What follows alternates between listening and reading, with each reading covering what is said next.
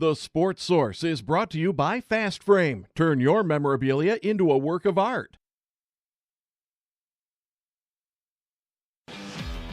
This is The Sports Source, presented by Bill Hotz and Associates, and by Renewal by Andersen, with your host, John Pennington. Good Sunday morning, good rainy Sunday morning here in East Tennessee. Happy to have you with us on this open date. We will be discussing Tennessee football on the Sports Source presented by Bill Hotz and Associates all day long. It's kind of a reality check. That's our goal here. There's a lot of myths, a lot of stuff I've been hearing and reading out there, and you just look at it and you go, well, that's not true. That didn't happen. That's wrong. And I talk to the desk a lot like that. But we'll be talking quite a bit about just some facts. And these will be facts you can look up yourself. There's no debating them. If you like to speak truth, that's what you're going to see today. So let's get into today's show. It's brought to you, as I said earlier, by Bill Hotz and Associates. If you or someone you care about has been hurt in a car wreck, call the car wreck attorneys at Bill Hotz and Associates. How effective have they been over the years? Well, over the last 3 decades, they have collected tens of millions of dollars for people injured by careless drivers. If that's you, if that's someone in your family, Bill Hotz and Associates are the folks to call. You see the website right there. Write it down. Remember it in case you ever need it. Bill Hotz and Associates. All right. Here are the guys I need to be talking to every Sunday. It's the original gang back together here. We got Bob Hodge, Jimmy Himes, Mike Strange, Chuck Cavaleris right down there. This may take a while because I'm going to just kind of quickly run through everything that's gone wrong this week. All of this, it's been a wild week, an open date that hasn't been particularly fun for Butch Jones, I don't guess. But ESPN discussed yesterday on Game Day whether Butch Jones has lost his locker room. That's 2 weeks in a row. Game Day has made Butch Jones a topic of conversation. There's been a series of odd tweets from players. Marquez Callaway liked a tweet of somebody saying that Butch Jones wasn't a good coach. Then he came out and said, no, I knew the guy who sent it. I hit like so he would see that I sent it. He said it wasn't a comment on the coach. You've had other players come out and said that this kind of talk is not true. Marcus Tatum yesterday tweeted that our locker room is just fine. All we need to do is win some games and stop this noise. But still, those kind of rumors are out there. People are unhappy inside the program. A pair of commitments opened up their recruitment this week. Cade Mays, the local product, legacy product, he apparently took Tennessee stuff off of his Twitter feed, and that caused a lot of people to freak out. And they're saying, well, Butch Jones is now losing the recruits. There was another fight between players at UT this week. Wound up with one of the guys needing stitches. I've talked to the VFLs on our show, and they're like, we had fights all the time. Question is, did you have stitches all the time and that kind of thing? But fights. And then you've had some local fans and national media saying Tennessee should have fired Butch Jones already. Paul Feinbaum even added yesterday, and there's no greater insider than Paul Feinbaum, that he thinks a bad loss to Carolina on Saturday would be the end for Butch Jones. And then finally, some UT fans decided it would be funny to create false stories. And they put stories on Twitter that there was going to be a big press conference today, and then it didn't come today, so they said tomorrow, and it didn't come tomorrow, about Butch Jones being fired. And the really dirty one was they put out a false rumor that he had been arrested for DUI, and so many media people called the police here in town. The police finally came out and said that is a nasty rumor. My only thought there is, do those people not think other coaches, do they not think other coaches see that? Is that really a lure to come to this school if the fan base does that to their own coaches? I don't get the thought there. Anyway, you got all that nonsense all week long. Jimmy, you and I talked about it on the Fox show yesterday, so I'm going to start with these other 3 guys. Should Tennessee have just pulled the plug to end the furor? No. I mean, you've got a guy, he's won 9 games 2 years in a row. And I just keep coming back to this. Who thought that this was going to be a great season?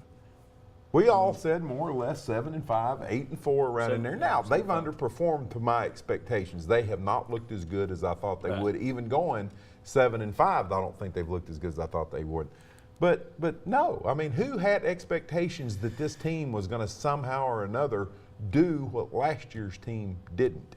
There are people out there, guys, that say if you know you're going to do it now. Should they have done it now to ease the tension on some of this?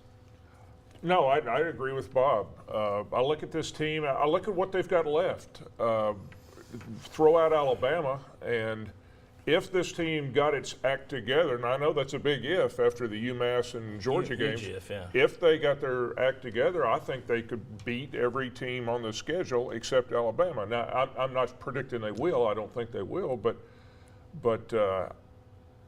no, I at this point with what's left, I don't see enough to gain by doing that. You know, and I don't either. If Butch Jones was the teacher or was the student instead of the teacher, would you give somebody an F, a final grade before the midterm? I mean, to me, you got to let this play out some more. And I continue to say, even if you do that, that's such a drastic move. Who's next? Who is your interim coach? I mean, you got to think it's not checkers, it's chess. You got to think a couple of moves ahead. So, okay, if you do make the move, then who takes that seat? Who takes that chair? Well, there's one group already campaigning for Philip Fulmer to take that chair. There are other people who keep mentioning Brady Hoke as a possibility. And some people are saying they don't care, just get Butch Jones out of there. Doesn't matter who the interim is.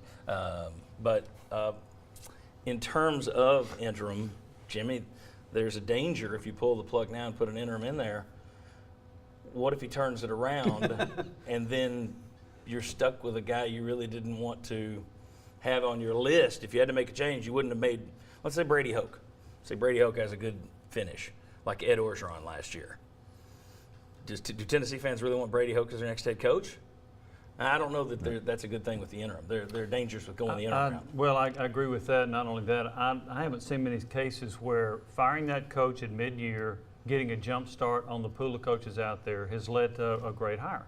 Because LSU did that with Les Miles. They fired him after 4 games.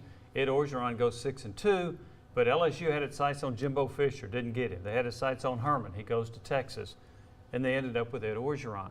Southern Cal ended up hiring, Clay Helton? That was not a huge, big name, even though Orgeron did a nice job as an interim there. Hey, bring in Orgeron as an interim here if that happens. Just kidding. Yeah. But, see, that's the danger. He beat Florida. But yeah, he did. He beat Florida. He's hot right now. But I don't see any benefit to it. I think it's crazy to try to make a move at this point. The idea is you could get a jump start on Chip Kelly. That's this year's white whale. The problem is, and this is what I don't think, I rarely see simple answers in life. Life is tough. The simple stuff usually isn't, there's a reason it fits on a bumper sticker. It's not necessarily the most in-depth answer. It's not a full solution. But there's a lot of people who just say, Chip Kelly's there, ignoring everything else about Chip Kelly. They're missing one fact. If I'm David Dunn, Chip Kelly's agent, and Tennessee comes to me in October, we want you. You know what I say? Great. Now we're going to wait and see what else opens up, and then we're going to let y'all bid on my boy here. But we love talking to Tennessee. Oh, UCLA's open. Oh, Texas A&M. You guys start bidding. Nobody, Chip, like he's going to take the job in October and bypass things that may open up late. You think about this level. You're not thinking about the next level. The next level is, would he take it if you even offered it at this point? Not if he's a smart businessman. Anyway, Bob, you've been wanting to talk. I was just going to say, where I disagree with Chuck, what he said a little bit, I don't think the interim coach matters. I think if you fire Butch Jones, people say you got to save your recruiting class. You're not going to save the recruiting class with an interim coach, and you may not lose it even if you fired Butch Jones. But what I don't understand about this whole thing, and I'm getting just teensy-weeny bit off topic, this is just so much luck.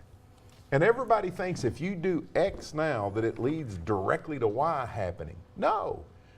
Just go back to Alabama. Nick Saban, all Rodriguez has to say is, yes, I'm coming. Well, he had said yes. He did. Okay. And then they reneged. Yeah, if he doesn't back out, they don't have Nick So Saban. how much, all this stuff, so much luck is There is involved. luck. Why do you think that firing Butch Jones now is really just going to be A, B, C, D, we're done, we got a new coach, bingo? To me, it just doesn't do any harm to say, we're going to give you another few games. I would be surprised. If things go the way I think they look like they're going, my guess is they will make a move when Tennessee usually makes their moves, which is late October, early November.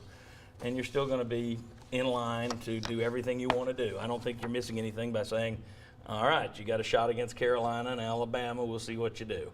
But the benefits of, we can get Chip Kelly, he's a smart businessman. He's not going to jump at the first thing offered. He and his agent are going to make you wait, and they're going to play one side against the other. I wouldn't want him anyway. I wouldn't. Well, I'll tell you what, we'll get into that a little later. All right.